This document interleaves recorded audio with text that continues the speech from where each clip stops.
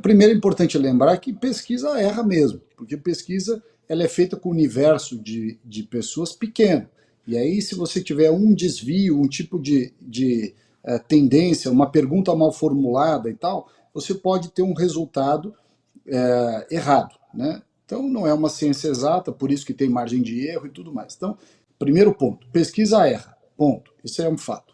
Segundo, há pesquisas e pesquisas, né? Por exemplo, eu vou falar aqui sem nenhuma chance de errar. O Datafolha. O Datafolha erra para burro e normalmente erra mais para a esquerda. Por quê? Porque as perguntas que eles fazem, o tipo de abordagem, o público que eles consultam, ele propositalmente ou não, ele tem um certo direcionamento. Então, a Datafolha vem errando historicamente. Eu estou para ver uma eleição em que o Datafolha acertou, né? Não me lembro de nenhuma que o Datafolha tenha acertado. O Paraná Pesquisa, por outro lado, é contratado do PL, do Partido Liberal. Portanto, faz tudo que o Valdemar quer. Se o Valdemar quer que diga que fulano está mais para cima, está mais para baixo e tal, vai ter ali, não estou dizendo que manipula os números, mas depende muito como você faz as perguntas, qual é o público-alvo que você faz. Então, essas duas eu de cara descarto. As outras, essa ideia Big Data, aquela Atlas Intel, que me parece muito crível, e a Veritas, inclusive Veritas, eu não sei como é que chama, até circulou um vídeo interessante do próprio Tarcísio enaltecendo, logo depois que ele foi eleito, enaltecendo a qualidade dessa Veritas que eles teriam acertado para senador, para presidente e para governador do estado na eleição de 2022. O fato é o seguinte, né? Nós temos um movimento na cidade de São Paulo, que é um movimento antissistema. As pessoas estão cansadas. Quando você vê uma imagem de televisão com o candidato, nesse caso Ricardo Nunes, cercado de político da velha guarda, todo mundo que manda no Brasil nos últimos 30 anos, que não deixa nomes novos entrarem, que não deixa novas lideranças aparecerem, né? Pessoal que fica se revezando nas cadeiras. O pessoal fala assim, eu estou cansado disso aí. Soma-se a isso, você ter uma administração da cidade de São Paulo, que é difícil administrar? É difícil, mas a administração da cidade de São Paulo, em que pese tenha 100 bilhões de reais em caixa, não é boa. Você tem milhares de problemas. Você tem uma série de denúncias de que nas 32 subprefeituras na cidade de São Paulo tem esquema de corrupção. A subprefeita da Lapa foi presa em flagrante. Acho que o chefe de gabinete da Moca foi preso com propina, recebendo propina em Pix. Quer dizer, por quê? Porque houve um loteamento das subprefeituras para os vereadores. E aí, quando você loteia as subprefeituras para os vereadores, né, porteira fechada, a turma deita e rola. Então, e você tem vários outros problemas. Tem essas investigações da máfia do transporte, máfia da creche, máfia do asfalto, máfia do lixo, máfia da caçamba, máfia do não sei o quê. A cidade de São Paulo tem esses problemas. Da máquina pública está aparelhada. Não chega a ser como no Rio de Janeiro? Não, não chega a ser como no Rio de Janeiro. Mas nem por isso é algo que você pode descartar. Então, quando as pessoas manifestam o seu desejo de mudança, é contra esse establishment, é contra esse sistema, é contra essas coisas que não mudam, né, que querem uma alteração. Mas que mudança as pessoas querem? Mas também não querem ir para o colo do invasor de propriedade. Óbvio que não querem. Você acha que a cidade de São Paulo, que é o motor da economia do Brasil, a cidade mais dinâmica, onde o mérito, a meritocracia, né, o empreendedorismo, vem gente do mundo inteiro, vinha, pelo menos no passado, gente do mundo inteiro se estabelecer aqui. Você acha que essas pessoas querem eleger um vagabundo? Um cara que tinha tudo para prosperar na vida, nasceu em berço de ouro, tem pais médicos da USP, tanto o pai quanto a mãe, e resolveu ser um inútil, resolveu ser um cara que invadia Fiesp, invadia Congresso, aí depois vem com essa história de eu fiz não sei quantas mil casas. Não fez casa coisa nenhuma, conversa mole. Quem pagou as casas que ele disse que entregou fomos nós, os contribuintes, que trabalhamos na cidade de São Paulo. Esses caras não trabalham, não contribuem com R$ 1 sequer. Ao contrário, depredam, sujam, a cidade está toda pichada, está toda ferrada, graças a esse tipo de mentalidade. Então, quando aparece um candidato dizendo que é a favor da meritocracia, que é a favor do empreendedorismo, que é a favor que as pessoas prosperem pelos seus próprios méritos, que ficou rico trabalhando não sei como, Não estou nem defendendo, não conheço, não tenho informações assim para fazer aqui uma grande defesa, mais do que simplesmente uma constatação de que a mensagem de que o Pablo Marçal passa para a sociedade brasileira é uma mensagem muito parecida com a mensagem de sucesso dos americanos. O Brasil é um país onde é feio você dizer que ficou rico, é feio você dizer que prosperou, é feio essa coisa da culpa católica, você tem que ser pobre, miserável, né, se vestir mal para você ser considerado bom. Se você é uma pessoa que se veste bem, ficou rica, você imediatamente associado a alguma coisa errada. É o inverso do que acontece nos Estados Unidos. O Rodrigo está lá nos Estados Unidos, ele pode dizer se eu estou falando besteira ou não. A cultura do sucesso nos Estados Unidos, a cultura, inclusive religiosamente falando, né, as igrejas americanas, a parte religiosa mesmo, enaltece o trabalho e reconhece a riqueza como resultado do trabalho.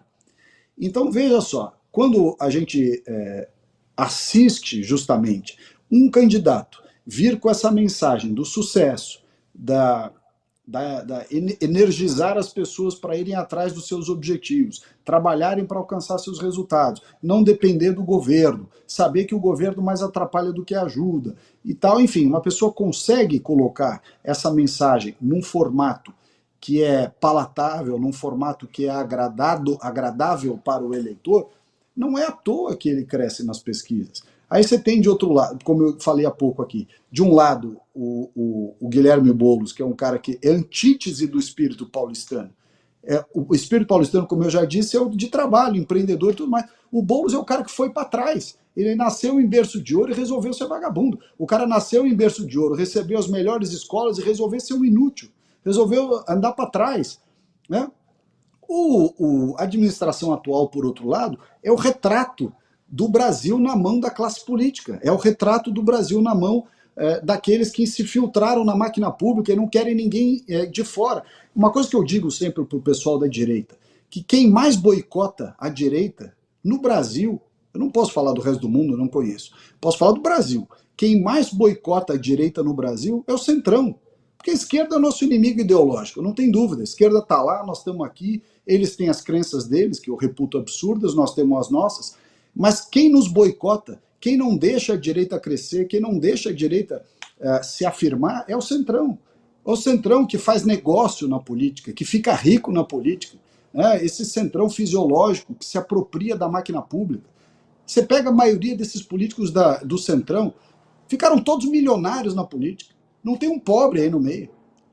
Então, não tem uma pessoa que você chegou lá e falou assim, olha, esse cara entrou para a política, ele era nada e hoje ele continua nada. Não, você pega uns caras, um bando de Zé Mané, uns caras que nunca trabalharam, nunca fizeram nada, o cara tem casa, fazenda, ilha, barco, helicóptero, tudo Centrão fisiológico.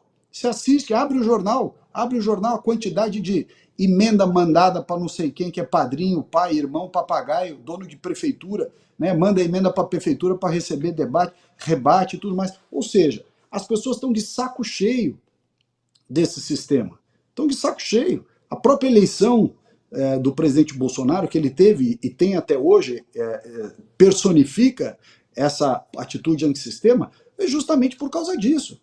Nós fomos para o governo, e eu fui como ministro junto com ele, muito me orgulha, para justamente combater o sistema. Então, as pesquisas, na minha opinião, espelham neste momento, primeiro, um nome novo, um nome com capacidade de comunicação, que sabe atrair o público jovem, que até então estava absolutamente desinteressado da política, né?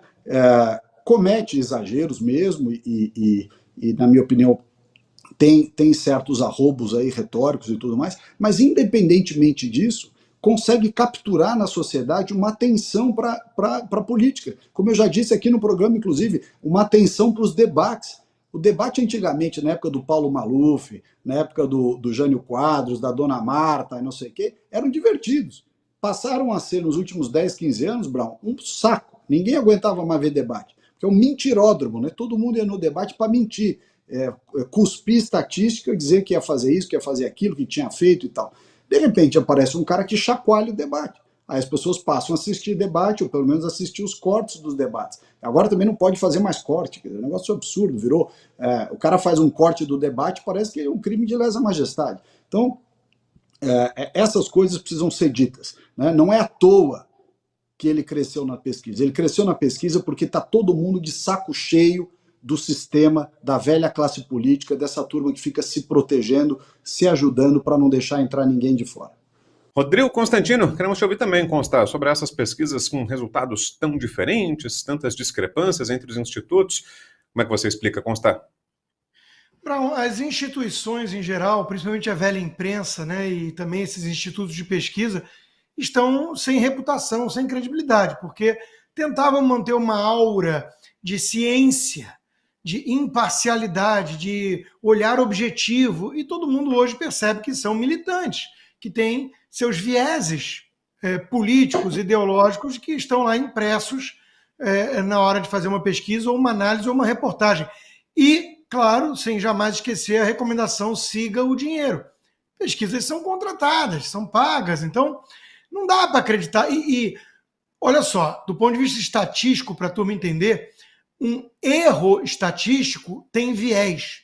Quando é aleatório, ou seja, se a metodologia é difícil por causa da amostragem, da pergunta, você capturar o que vai ser o resultado, ou porque muda que nem nuvem a política, e hoje é uma coisa, amanhã é outra, se fosse apenas isso, nós teríamos erros aleatórios.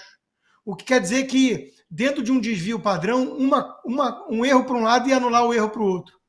A gente não ia olhar um viés, uma tendência. Só que você pega o Datafolha, toda pesquisa erra sempre favorecendo a esquerda. Então isso não é um erro aleatório estatístico. Isso é uma tendência. Na melhor das hipóteses, na melhor, é a turma que tem lá a sua própria visão de mundo, na hora de pegar a amostragem, usar aquele viés humano, na hora de fazer a pergunta, colocar um pouquinho diferente, que sabe que vai mudar um pouco o resultado.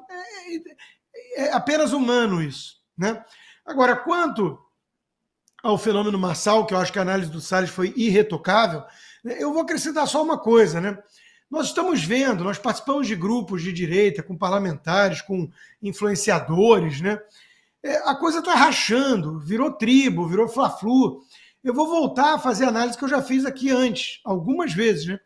Talvez um dos maiores erros políticos do Bolsonaro foi ter escutado o Valdemar nessa disputa municipal e apoiado alguém como Nunes. Isso vai custar muito caro.